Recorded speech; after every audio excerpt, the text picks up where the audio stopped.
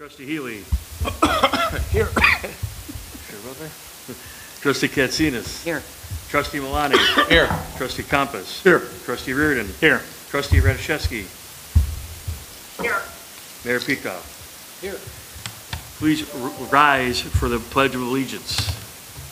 I pledge allegiance to the flag of the United States of America and to the republic for which it stands, one nation, under God, indivisible, with liberty and justice for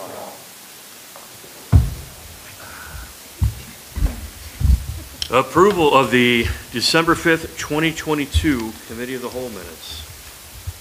Mr. Mayor, Trustee Katsinas. I move to approve the minutes of the regular meeting of the Committee of the Whole of December 5th, 2022. Second. Any questions or comments? Call the roll. Trustee Katsinas. Aye. Trustee Healy. Aye. Trustee Malani. Aye. Trustee Compass. Aye. Trustee Reardon. Aye. Trustee Radiszewski. Aye. Mayor Peacock. Aye. Water main replacement program policies. Joel, would you like to give us a presentation? Good evening, Mayor and trustees. It is exciting to present to you a couple of the policies that we put together for our water meter program. Ultimately, at our next board meeting that we hold, you'll be able to approve the policies in a formal policy memorandum.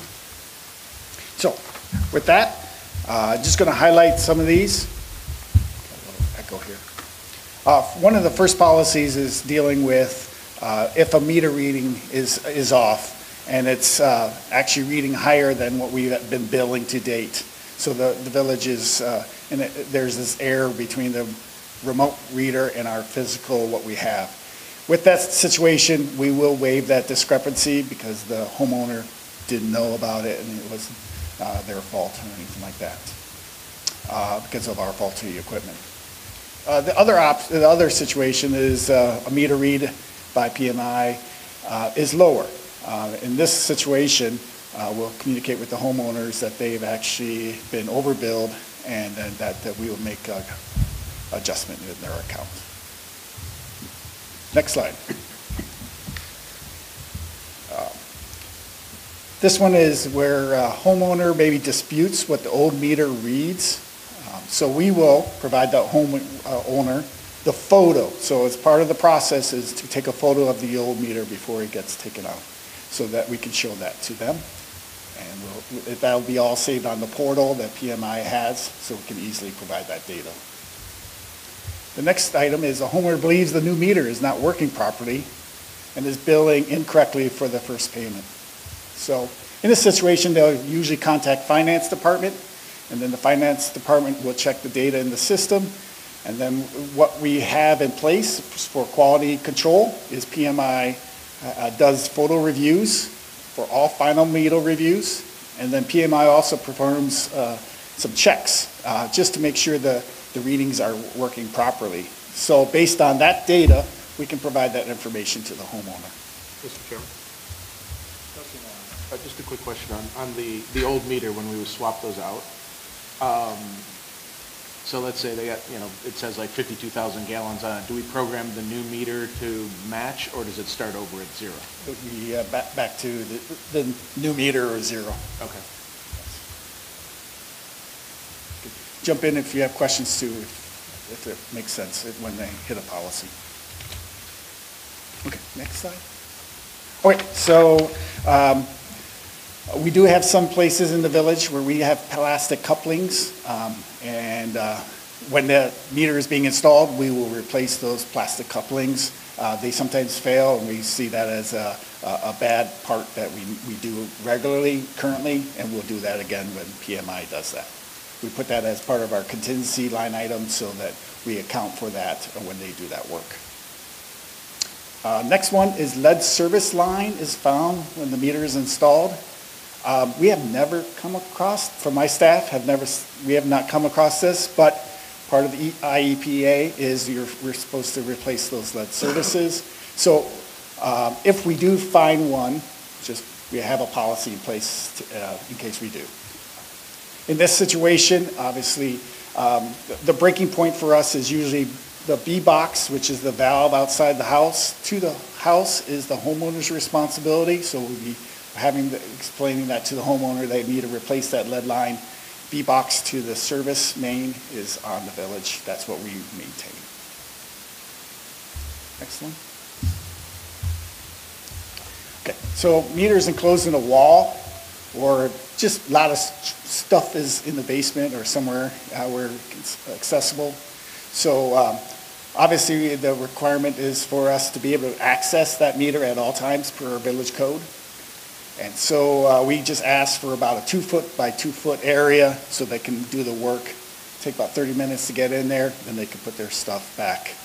I was going to show an image, my house. Previous owner built a shower right next to it, so I'll have to demo part of my shower so that they can go ahead and get access to my meter. So that's a good example of not having access to it. The next policy is a service line is maybe leaking or dripping at the valve. We want the homeowners to know that up front, that they should go ahead and fix that prior.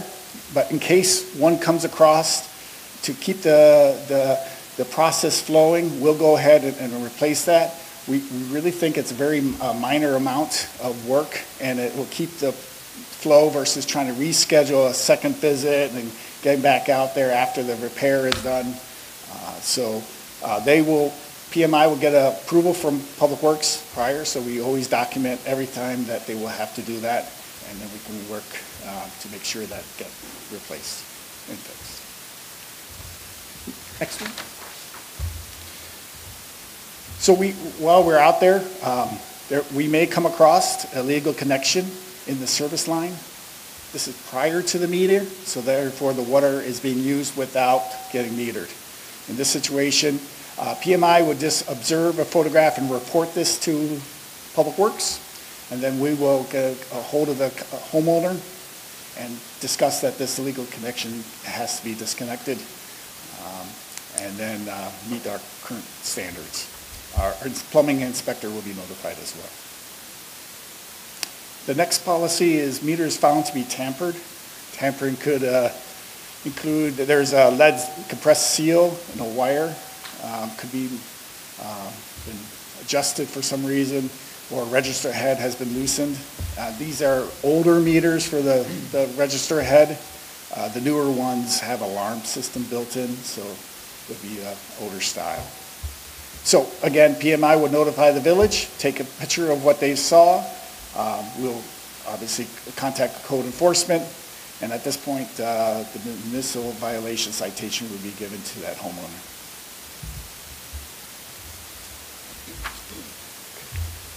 Now, the last policy we have is interior shutoff valves don't work, or the exterior shutoff valve B-box in the property is not accessible. Sometimes it's buried or full of debris or has shifted, so we can't get to it. How we're going to work with this is PMI would notify Public Works to assist with that particular valve initially.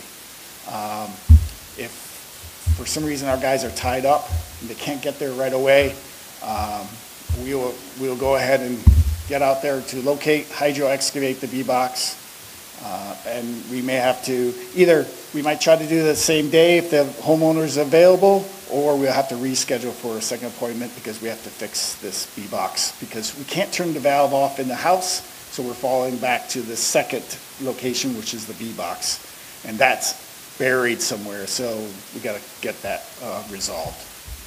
So they will actually kick in the portal, kick it to saying it's Public Works has that for action. Once that's complete, we can put in the portal back to them to say we have fixed it, and then they can go ahead and reschedule that. And that is my last policy and procedure. The last slide is just, if the board is on the 3rd or the 16th, it'll be on the 16th that we'll actually have the formal policy. And I'll take any questions. Questions? Just a quick one, Mr. Mayor. Joel, do we have anything in the system that would show a significant decrease or increase in somebody's normal water rate? Like say a house is used to paying $100 or $200 and all of a sudden it significantly goes up, or down? Is there anything in the system that could get that? We actually, our billing team actually kind of looks for those abnormalities, and they try to contact the homeowner. Part of this process, we hope to go to a monthly billing, which then when we look at that data more often, we can catch it before that bill gets too big. Sure. And we can have that conversation with them to say, this one's a little bit out of ordinary here. You might want to check maybe a pool or a sprinkler. Something is running toilet. Sometimes the flappers don't seal completely in the toilet bowl area, and that water is just, and gallons are going. And so those pop, and they do a very good job of looking for that and notifying their residents. Thank you. One of the goals of this whole program is specifically that, is to get much better at early detection. So right now, the staff does a very good job. When I first moved into my house, it was vacant for a long time. As soon as we started using water, I got a call from Public Works. But now, with the smart meters, we'll be able to really drill down a lot quicker than that. Thank you, George. Any other questions? Thanks, Joel. Storm Basin Stewardships Renewals and New Sites Bid Award. Mr. Mayor? I don't want to do this one because it's so long, right? Everyone wants to hear me talk, right? I move to recommend to the village board to approve the stewardships of Autumn Ridge West, East, and Middle, Beth Pond, Creek Crossing, Deer Chase Estate, and Deer Chase Estates East, Fawn Trail, Gulfview, Lake Shore North, Lauren Hills, Mill Creek, Park Hill Basins 1 and 3, and Yearling Crossing to Cardno Inc. of Monier, Illinois, for an amount not to exceed $96,726 in fiscal year 23, and board-approved budget amount in fiscal 24 through fiscal 27, and to recommend approval of the stewardships of Helen Pond, Long Run Creek, Great Eggert, Legend Trail, Persimmon Meadow, Preston Drive, Royal Oaks, and Tallgrass to Davy Resource Group of Elmhurst, Illinois, for an amount not to exceed $42,023.80 in fiscal year 23, and board-approved budget amount in fiscal year 24 through 27, and to recommend approval of the stewardships of Capistrano North, Emerald North, Equestrian Trail, Parkside Square, Treetop Basin 1 and 2, and Green Knoll to Pizzo and Associates of Leland, Illinois, for the amount not to exceed $85,856.50 in fiscal year 23, and board-approved budget amount in fiscal year 24 through 27, and to recommend approval for the stewardships of 87th Avenue, 88th Avenue, Beamster Bore, Brook Hill 1 and 2, Caro Vista, Colonnades, Grandview, Greystone Ridge, Lake Lucille, Orland Parkway East, Pinewood North 2 and 3, Spring Creek, Sunny Pine, Triangle Pond, Village Square, Wedgewood Commons, White Tail, Anthony Pond, and Marley Boulevard North, Middle, and South to V3 Companies of Woodridge, Illinois, for an amount not to exceed $136,325 in fiscal year 23, and board-approved budget amount in fiscal year 24 and 27. And I think finally, to recommend approval of a contingency for as needed prescribed burns and supplemental seating of $10,000 for Davy Resource Group, $10,000 for Pizzo, $20,000 for Cardno, and $35,000 for V3, for a total of not to exceed I think that means $75,000. It says $75. Yep, $75,000. $75,000 in fiscal year 23, and board-approved budget amounts in fiscal years 24 through 27. Second. Well done, trustee Reardon. Any questions or comments? Mr. Mayor, Trustee Katsinas. you noticed Lake Lucille was on there. Is that something, Kalis? Yeah, unfortunately, it's still going to remain our responsibility. But as far as the plan that was put into place for the easements, that is ongoing, and there will be a follow-up here shortly. But the maintenance is going to remain our responsibility. And the access, George? The access is through the easement plan that the village had put together. Letters were sent out earlier this year informing residents specifically of where they need to move items, and they're going to follow up after the new year. Thank you. The deadline was at end of December. So we can work with them this spring to make sure they've accomplished those things. Any other questions or comments? Mr. Mayor, Trustee Healy? is that Lake Lucille the only one out of Orland proper? No, there is still, Pinewood. there's the property, I don't know if it's called Pinewood, is it? Oh, there's Pinewood in here. Pinewood's unincorporated though, right? There is a section, excuse Yeah. me, of Pinewood that is in the village of Orland. There's two other dry ones that Lake Lucille is wet, but the dry ponds have some basic maintenance to be done too. Is Pinewood the one north of 139th? Mr. Mayor, that is Pinewood North. Okay. There's Pinewood East, Pinewood South, and Pinewood. Okay. Mr. Mayor? Trustee Reardon? Do we think this amount and these contracts are going to solve this and, like, you know, for going forward and for how long? I mean, and these other notifications and potential lawsuits and things and this is going to resolve this problem hopefully between 24 and 27 and we're going to be done with this? This is ongoing stewardship stuff. This is ongoing maintenance that we have to do regularly. But isn't there a process, I mean, maybe you'd update us on, we were trying to get the neighborhoods to take some of these over and you know, ones that we were just kind of doing gratuitously. Well, new neighborhoods are taking that over as part of theirs, Yeah. as part of their, but the old neighborhoods, they're ours. They're ours and they're ours just. 300 and some of them. And there are some, as part of the assessment that Public Works completed, there are some that are not our responsibility but have not been maintained. Right. One is the one where we had the homeowners come to one of our board meetings, and ultimately that was addressed. Yes. But the only reason we knew about that is one, because of a complaint, and now that we have the full assessment done of all the ponds, we know where maintenance needs to be happening. The A&E's completing that private pond assessment, and we'll be able to give letters to all the owners what that assessment is like for their private ponds, and it's on they're responsible to then maintain those private ponds.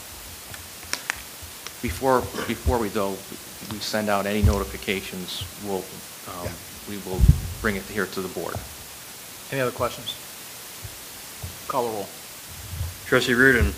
Aye. Trustee Compass. Aye. Trustee Healy. Aye. Trustee Katsinas. Aye. Trustee Malani. Aye. Trustee Radiszewski. Aye. Mayor Pico. Aye. Any non-scheduled citizens and visitors? Look like it. Motion to executive Entertain session. a motion to go into executive session. Mr. Chairman, Trustee Compass. I move to go into executive session for A, approval of minutes, B, the appointment, employment, compensation, discipline, performances, or dismissal of specific village employees, C, collective negotiating matters between the village and its employees or their representatives or deliberations concerning salary schedules for one or more classes of employees. Second. Call the roll. Trustee Compass. Aye. Trustee Malani. Aye. Trustee Healy. Aye. Trustee Katsinas. Aye. Trustee Reardon. Aye. Trustee Radiszewski. Aye. Mayor Pico. Aye. We'll go into executive session. Joni will call you.